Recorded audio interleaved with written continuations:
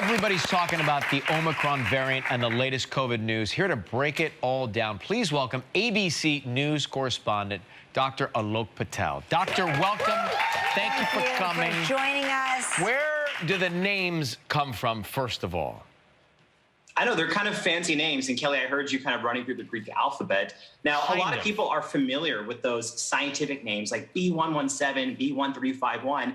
The World Health Organization is like, these are causing confusion. Let's make it easier. They went to the Greek alphabet because everyone can remember those, pronounce those, and they make better headlines. And so Omicron is the 15th letter in the Greek alphabet. And funny trivia, they actually skipped two. They skipped Nu and She, which people thought would be confusing because you would say new variant, and that sounds kind of confusing, or XI, which is a very common last name. So they didn't want to cause confusion there either. So that's how we got to Omicron. So there's a committee. That's we would have been very confused. Yeah, I mean, we're still a little confused as it is. So how did this one come about?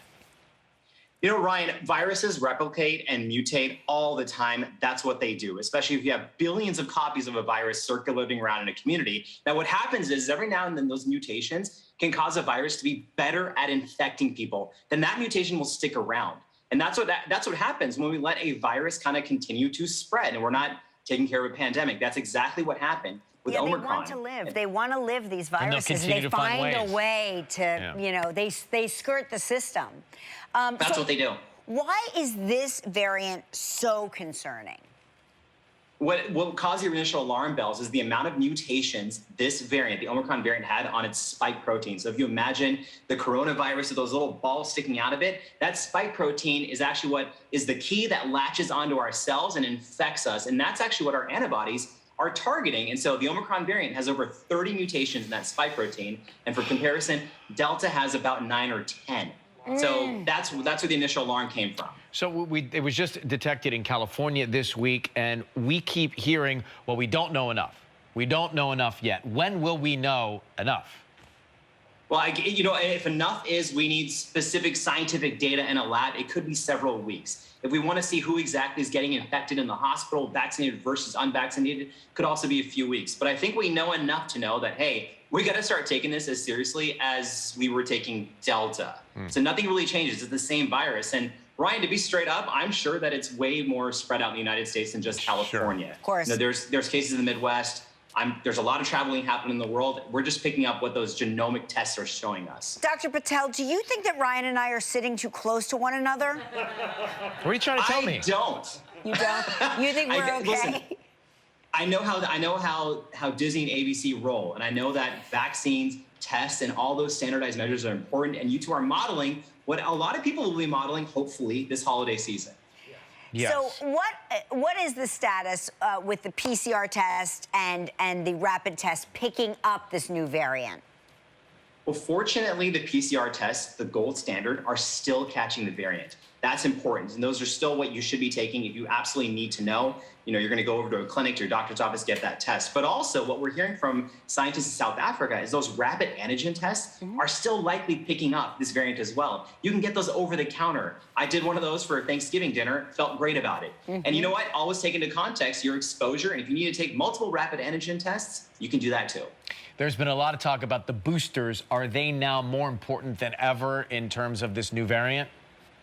Totally. You know, the CDC actually acknowledged that. Instead of saying people may get the booster above the age of 18, now they're saying people should. And here's $1 million term for everyone to throw out in their next bar conversation: affinity maturation. So basically, if you get boosted after your first two, your immune system now can recognize a broader swath of those proteins on the coronavirus and get you better, high quality, more durable antibodies. So boosting now more important than ever. I'm going to tell you something, that when I got my my booster shot and they filled in on my card that extra line, there is something that felt very, I don't know, I felt so protected and empowered by that. I felt like there may be, like I may be one step closer to normalcy within my own family, with not having so much fear that has been a part of my life recently. I respect that. I mean, that deserves a fist bump for me, because you are. And I'm hoping that feeling that you had, Kelly, can be felt by people across the world as we work on global vaccine distribution and equity. What are the odds that Omicron can potentially give the Heisman to the vaccine? Oh, I like that. I mean, if I were to imagine the vaccine in my mind, I do picture it kind of standing like that, already getting the Heisman Trophy for just blocking out everything. Yeah. But do you think that it could penetrate? You think it can beat the vaccine? Should we worry about that?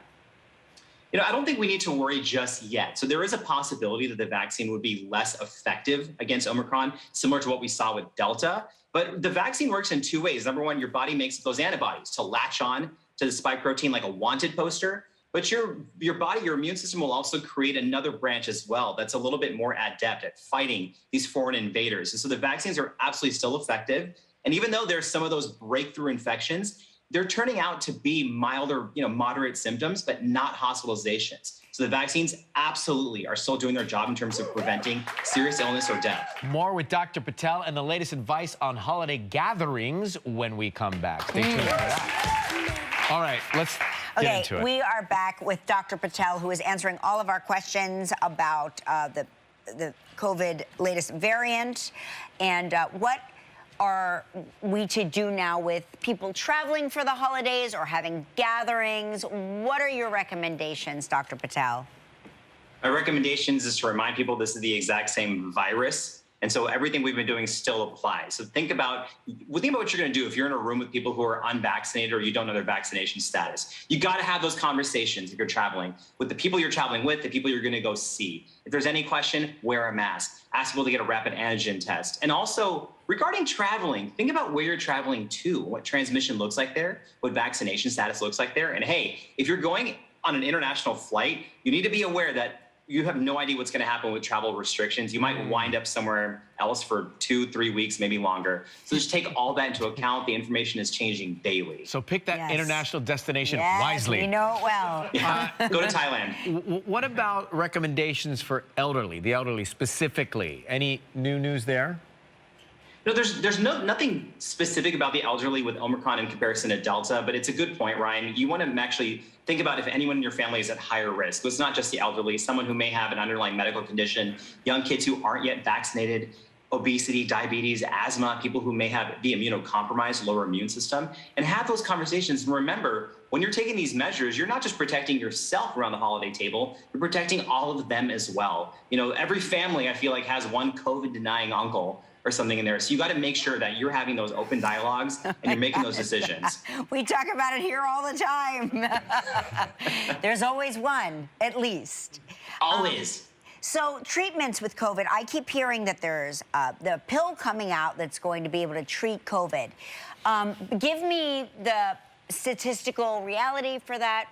What's its efficacy? So there's two antiviral pills that are being talked about right now. One is from Merck and one is from Pfizer. Now, the reality is that the effectiveness against preventing severe hospitalizations is kind of ranging with them. And the FDA just put out a very tight vote, 13-10, because there's some unknown questions about the side effects, especially in pregnant women. But here's an important thing to understand. We're in a very different place than we were in March 2020. So aside from just the antiviral pills, doctors are way better at identifying early symptoms and treating people. That doesn't mean our healthcare system can't be overwhelmed, which is what we're trying to protect.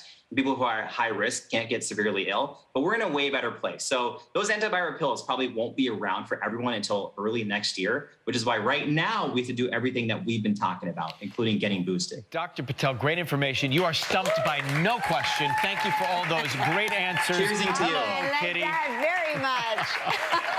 Go to I had to toast. for all this information. I have the pencils as well. Don't worry. We'll be right back. Stay where you are. Dr. Patel just became my favorite doctor.